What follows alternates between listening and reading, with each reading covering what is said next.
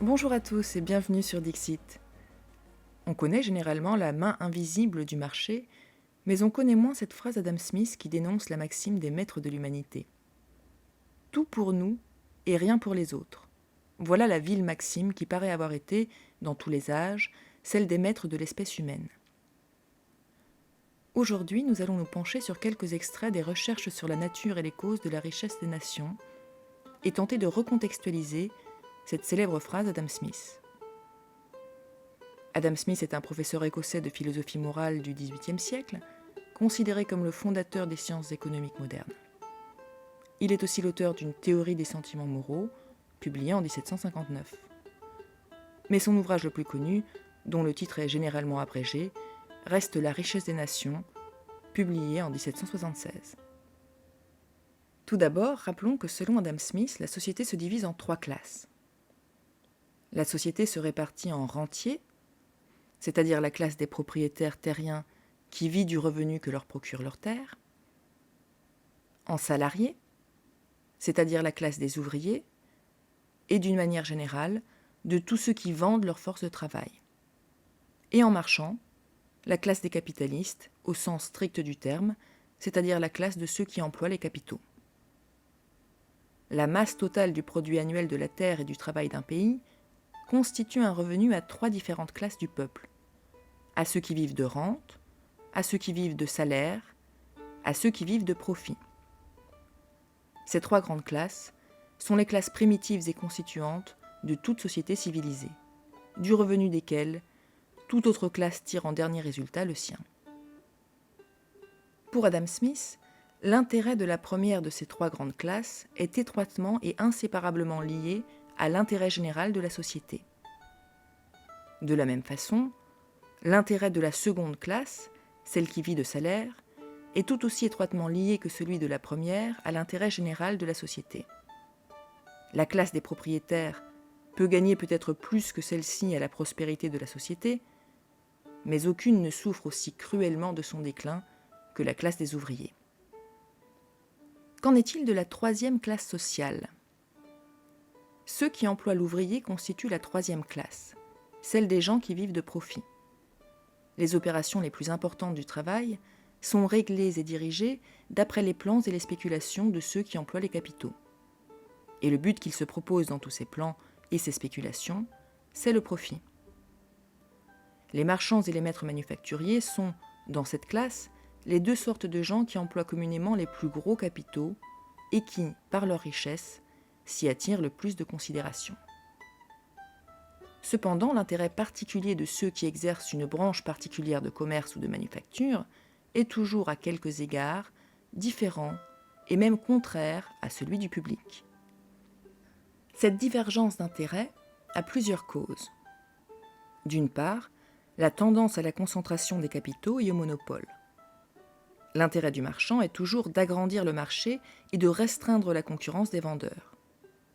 Il peut souvent convenir assez au bien général d'agrandir le marché. Mais de restreindre la concurrence des vendeurs lui est toujours contraire et ne peut servir à rien, sinon à mettre les marchands à même de hausser leurs profits au-dessus de ce qu'ils seraient naturellement et de lever, pour leur propre compte, un tribut injuste sur leurs concitoyens. D'autre part, la hausse des profits à laquelle aspire naturellement le capitaliste, qu'il soit marchand ou manufacturier, porte préjudice au pouvoir d'achat. Dans le fait, des profits élevés tendent, beaucoup plus que des salaires élevés, à faire monter le prix de l'ouvrage. La hausse des salaires opère sur le prix d'une marchandise, comme l'intérêt simple dans l'accumulation d'une dette. La hausse des profits opère comme l'intérêt composé. Nos marchands et nos maîtres manufacturiers se plaignent beaucoup des mauvais effets des hauts salaires, en ce que l'élévation des salaires renchérit leurs marchandises et par là en diminue le débit, tant à l'intérieur qu'à l'étranger. Ils ne parlent pas des mauvais effets des hauts profits, ils gardent le silence sur les conséquences fâcheuses de leur propre gain. Ils ne se plaignent que de celles du gain des autres. Enfin, et c'est le point le plus important, d'après Adam Smith, les rentes et les salaires sont intrinsèquement liés à la richesse réelle du pays. Or, le taux des profits ne hausse point, comme la rente et les salaires, avec la prospérité de la société. et ne tombe pas comme eux avec sa décadence. Au contraire, ce taux est naturellement bas dans les pays riches et élevé dans les pays pauvres. Jamais il n'est aussi élevé que dans ceux qui se précipitent le plus rapidement vers leur ruine. En résumé, selon Adam Smith, la recherche du profit menace la conservation de la société, car seule la dissolution et la ruine de la société assurent un profit maximal. Par ailleurs, les trois classes ne sont pas sur un pied d'égalité quant aux moyens d'analyse et d'action dont elles disposent. Comme dans tout le cours de leur vie, ils sont occupés de projets et de spéculations, la classe des marchands et des manufacturiers a un avantage sur les deux autres classes, qui consiste en une meilleure connaissance de ses propres intérêts. De plus, les lois des corporations apportent moins d'obstacles à la libre circulation des capitaux d'un lieu à un autre qu'à celle du travail. Partout, un riche marchand trouvera plus de facilité pour obtenir le privilège de s'établir dans une ville de corporation qu'un pauvre artisan pour avoir la permission d'y travailler. Ainsi, le savoir économique et la mobilité du capitaliste lui confèrent un avantage stratégique sur les deux autres classes dans la poursuite de ses objectifs et la défense de ses intérêts. Un marchand, comme on l'a très bien dit, n'est nécessairement citoyen d'aucun pays en particulier. Il lui est en grande partie indifférent en quel lieu il tienne son commerce. Et il ne faut que le plus léger dégoût pour qu'il se décide à emporter son capital d'un pays à un autre, et avec lui, toute l'industrie que ce capital mettait en activité. On ne peut pas dire qu'aucune partie en appartienne à un pays en particulier, jusqu'à ce que ce capital y ait été répandu, pour ainsi dire, sur la surface de la terre, en bâtiments ou en amélioration durable. Adam Smith souligne qu'il faut toujours se méfier des propositions émanant des marchands et des manufacturiers. Toute proposition d'une loi nouvelle ou d'un règlement de commerce qui vient de la part de cette classe de gens doit toujours être reçue avec la plus grande défiance et ne jamais être adoptée qu'après un long et sérieux examen auquel il faut apporter, je ne dis pas seulement la plus scrupuleuse, mais la plus soupçonneuse attention. Cette proposition vient d'une classe de gens dont l'intérêt ne saurait jamais être exactement le même que l'intérêt de la société, qui ont, en général, intérêt à tromper le public et même à le surcharger, et qui, en conséquence, ont déjà fait l'un et l'autre en beaucoup d'occasions. Ce conflit d'intérêt fondamental entre l'intérêt général, qui vise au bien commun, et l'intérêt marchand, qui vise au profit, explique le danger que représente l'influence des puissances marchandes et industrielles dans le domaine politique. Cette influence menace plus particulièrement la souveraineté de l'État, qu'elle risque de détourner de l'intérêt général au profit de l'intérêt des plus puissants parmi les marchands et les manufacturiers. Ainsi, Adam Smith dénonce déjà le monopole que nos manufacturiers exercent sur nous. Il explique que ce phénomène menace le pouvoir législatif lui-même. Ce monopole a tellement grossi quelques-unes de leurs tribus particulières que, semblables à une immense milice toujours sur pied, elles sont devenues redoutables au gouvernement et dans plusieurs circonstances même, elles ont effrayé la législature. Plus loin, il écrit « Je puis l'affirmer hardiment, les plus cruelles de nos lois fiscales sont douces et modérées en comparaison de quelques-unes de celles que les clameurs de nos marchands et de nos manufacturiers ont arrachées à la législature pour le soutien de leurs injustes et absurdes monopoles. On peut dire de ces lois ce que l'on a dit de celles de Dracon, qu'elles ont toutes été écrites avec du sang. » Adam Smith insiste sur l'effet corrupteur de cette influence sur les décisions publiques et la sphère politique en général. Un membre du Parlement qui appuie toutes les propositions tendant à renforcer ce monopole est sûr non seulement d'acquérir la réputation d'un homme entendu dans les affaires du commerce, mais d'obtenir encore beaucoup de popularité et d'influence chez une classe de gens à qui leur nombre et leur richesse donnent une grande importance. Si, au contraire, il combat ces propositions, et surtout s'il a assez de crédit dans la Chambre pour les faire rejeter, ni la probité la mieux reconnue, ni le rang le plus éminent, ni les services publics les plus distingués ne le mettront à l'abri des outrages, des insultes personnelles, des dangers même que susciteront contre lui la rage et la cupidité trompée de ces insolents monopoleurs. Ce n'est certes pas le commerce de proximité ou le commerce en général que dénonce Adam Smith, mais bien l'abus de pouvoir et la tendance au monopole des plus puissants d'entre les marchands et les manufacturiers. L'industrie qu'encourage principalement notre système mercantile, c'est celle sur laquelle porte le bénéfice des gens riches et puissants. Celle qui alimente les profits du faible et de l'indigent est presque toujours négligée ou opprimée. Mais d'où vient le pouvoir de ces monopoleurs et pourquoi est-il aussi problématique ?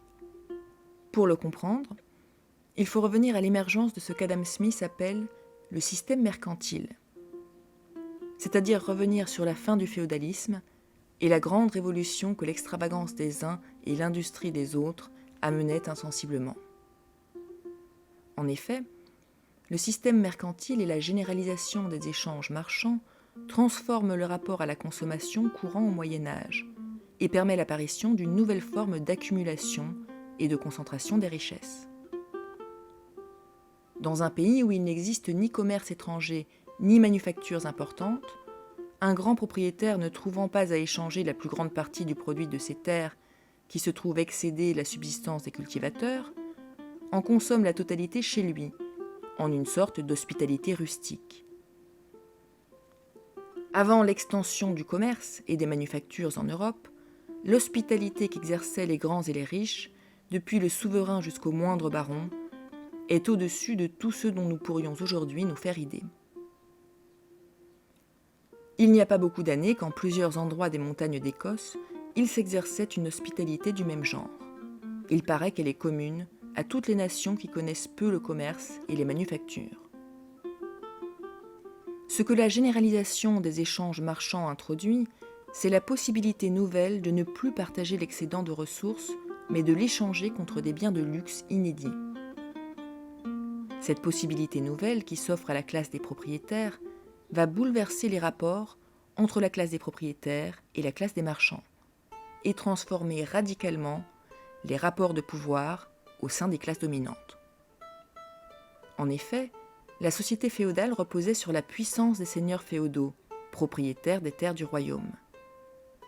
Adam Smith précise que, dans ces anciens temps, le roi n'était guère autre chose que le plus grand propriétaire du royaume, celui auquel les autres grands propriétaires rendaient certains honneurs à cause de la nécessité d'une défense commune contre les ennemis communs. D'après Adam Smith, les institutions féodales ne permirent jamais à la monarchie d'imposer pleinement son autorité aux seigneurs féodaux. Après l'institution de la subordination féodale, le roi fut aussi hors d'état qu'auparavant de réprimer les violences des grands seigneurs.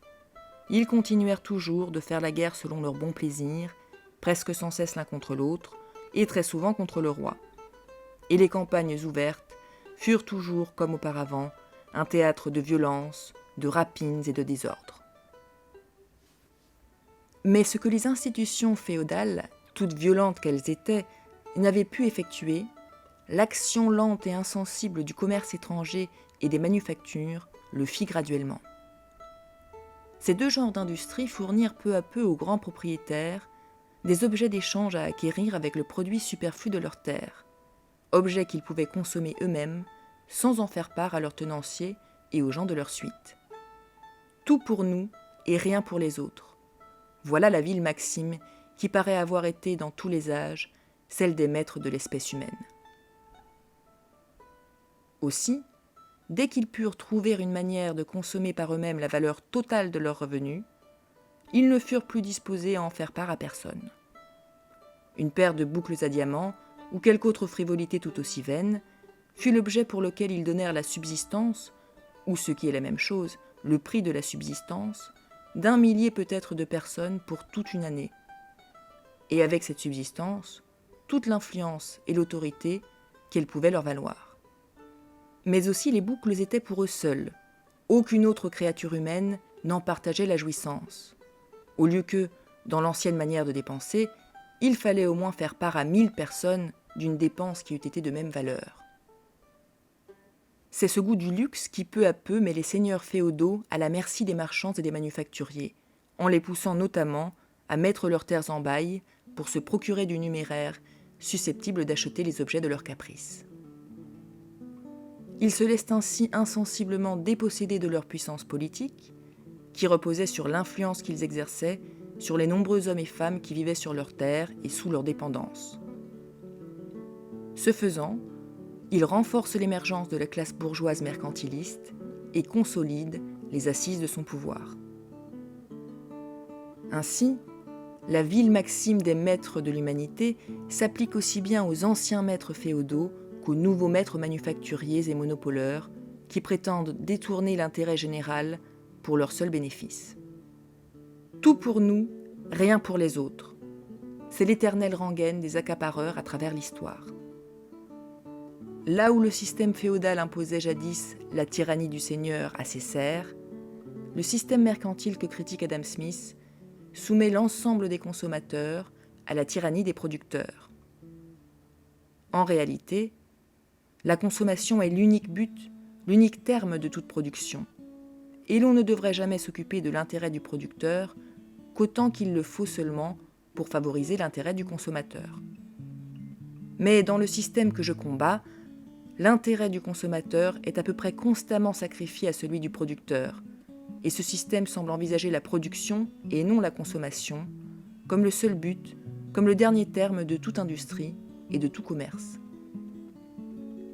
En définitive, c'est la liberté des citoyens qui est menacée. Dans sa conclusion du système mercantile, Adam Smith écrit que ce que met en péril l'État mercantiliste, c'est précisément cette liberté civile si vantée et dont nous nous montrons si jaloux, liberté qu'on sacrifie ouvertement au misérable intérêt de nos marchands et de nos manufacturiers.